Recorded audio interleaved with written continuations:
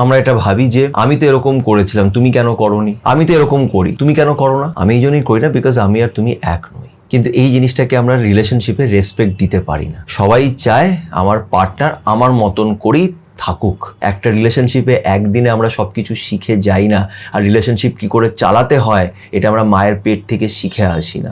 আমি ওকে খুব ভালোবাসি, আমি ওর জন্যে অনেক কিছুই করি, ছোট ছোট জিনিসের আমি অনেক খেয়াল রাখি, কিন্তু বুঝতে পারছি না ও কি আমায় সত্যি ভালোবাসে। কেন ও এটা করে না, ও আমার জন্য ওইটা করে না, আমি চাই ও এটা করুক, ও সেটা করে না। ও কি আমায় ভালোবাসে? এই প্রশ্নটা আমাদের মাথায় অনেকবার আসে যখন আমরা একটা রিলেশনশিপে থাকি। একটা রিলেশনশিপ না, মানে আমি আগেও বলেছি, আই লাভ ইউ বলাটা খুব সহজ, কিন্তু রিলেশনশিপটা শুরু হয় আই লাভ ইউ বলার পর। চ্যালেঞ্জেস আসে আই লাভ ইউ বলার পর, আর ওখানেই ম্যাক্সিমাম লোকেরা গিভ আপ করে দেয়। কেন? রিলেশনশিপ মানেই চ্যালেঞ্জেস আসবে, স্ট্রাগল হবে, মিসআন্ডারস্ট্যান্ডিং হবে, ঝগড়া হবে, কথা কাটাকাটি হবে। এটাই তো চ্যালেঞ্জ একটা রিলেশনশিপের জন্য। এটা সহজ কখনোই নয়, কিন্তু বেশিরভাগ লোক ওখানে হেরে যায়। আজকে এমনই একটা বিষয় নিয়ে কথা বলবো যেটা আমাদের একটুখানি ভাবা খুব দরকার, বা এটা নিয়ে চর্চা করা খুব দরকার, বোঝা খুব দরকার। তো আজকের ভিডিওটা কিন্তু খুব ইম্পর্টেন্ট, এই ভিডিওটাকে শেষ অবধি দেখো।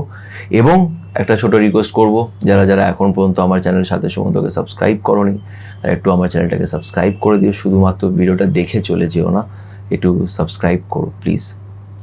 তো চলো আর সময় নষ্ট না করে আজকের এই ভিডিওটা শুরু করা যাক।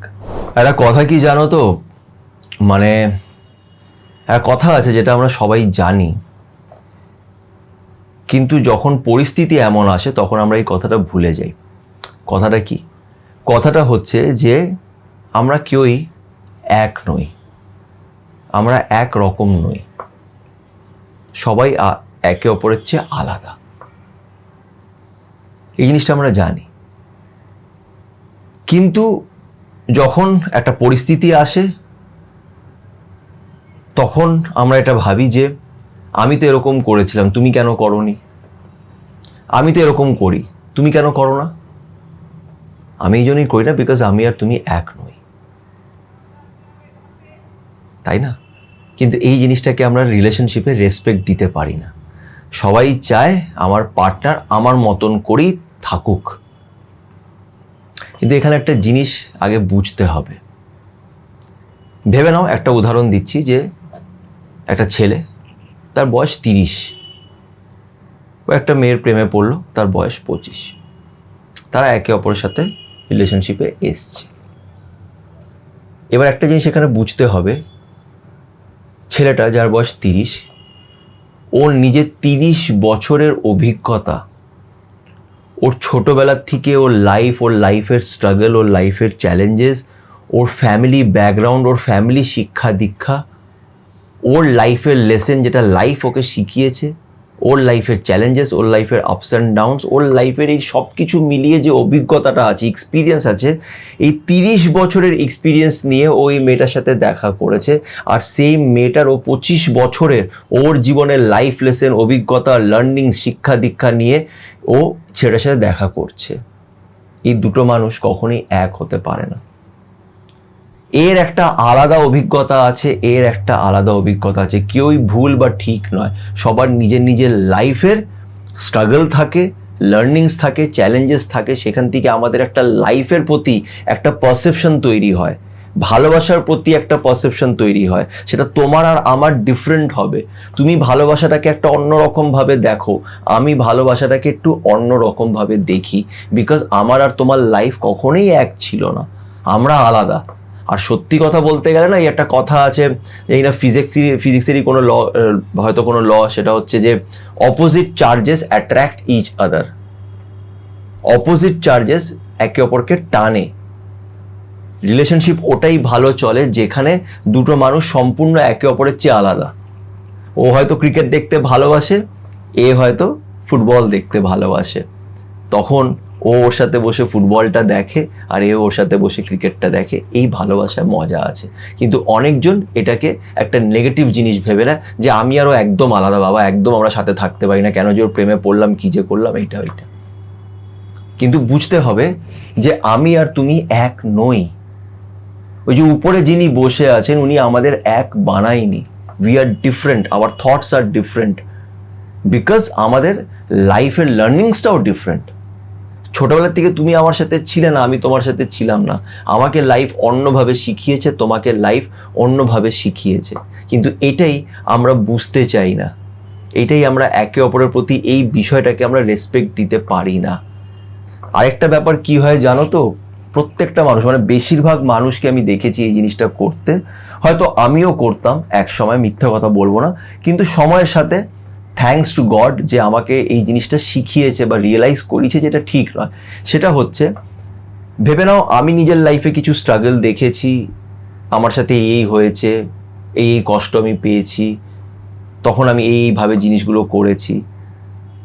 এবার আমার লাইফের অভিজ্ঞতার সাথে আমার কিছু পারসেপশন হয়, মানে দুনিয়া হয়তো এইভাবেই চলে, এটাই দুনিয়ার রুল, এটাই হবে, এটা আমি নিজের লাইফে নিজের অভিজ্ঞতায় ভাবছি, আর এটাকেই আমি অন্যের উপরেও ফেলার চেষ্টা করি যে তোমাকে ওইভাবে ভাবতে হবে, কেন এটাই সত্যি।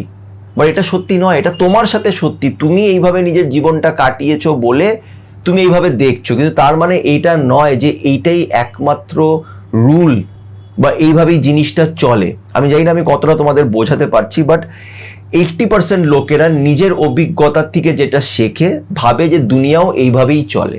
তার সাথে যেহেতু এই জিনিসগুলো হয়েছে, যেরকম অনেকজন বলে যে আমার ভালোবাসার উপরে আর কোনো বিশ্বাস নেই, কেন? বিকজ তার লাইফে তার পার্টনার হয়তো তাকে চিট করেছে, সে হয়তো 3-4 বার চিট হয়েছে, তাকে হয়তো লোকেরা রিজেক্ট করেছে, যার ফলে তার ভালোবাসার প্রতি বিশ্বাস নেই।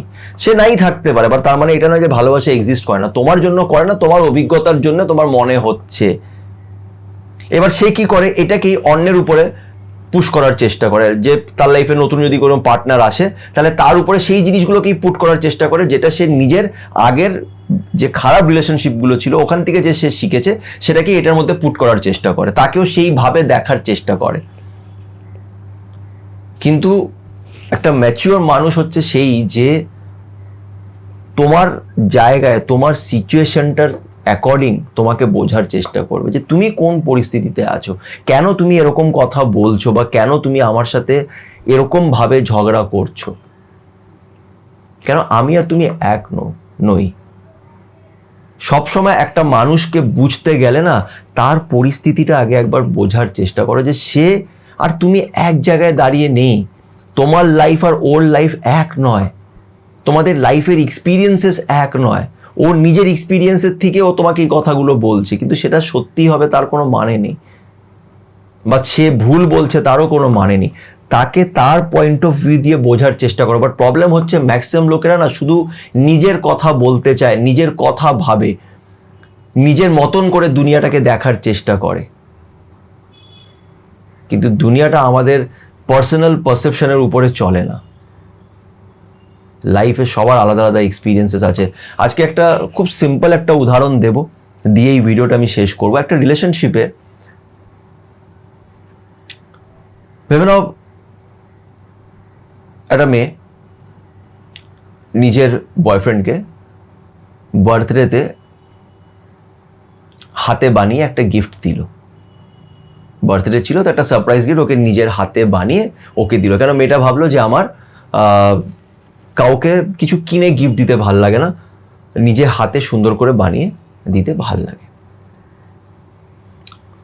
তো ও এরকমভাবে গিফট করলো।